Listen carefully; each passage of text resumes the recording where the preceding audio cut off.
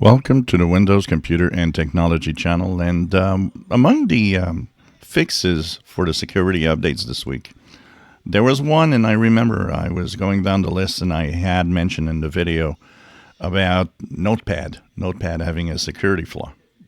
Well, Notepad had a very high important security flaw, actually. It turns out that somebody noted that Notepad could take some of the links.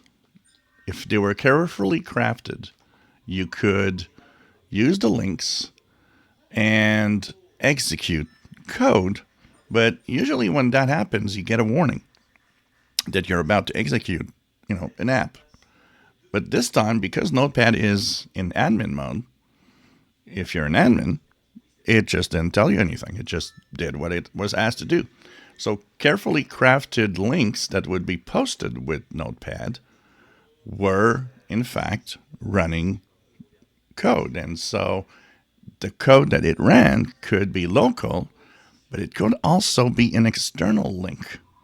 So in effect, if, for example, you'd get a malformed text file through an email, and you'd open it with Notepad, if it contained one of those malicious links and pointed towards, for example, a file that might be a malware online, it would open it up and you would not get any warning, and you would just be with malware now.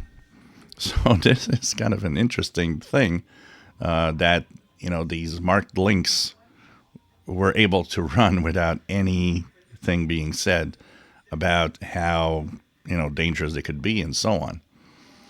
So that was fixed in the Patch Tuesday updates of this week. So that now is fine. So it's part of those high severity fixes that are sometimes very surprising. I wonder who discovered this one and who just noticed that, oh, look at that. You can actually have links that run malware and run something, and there's just no warning. You don't even know that it's happening. So all they had to do is just trick you into clicking that link within the Notepad file.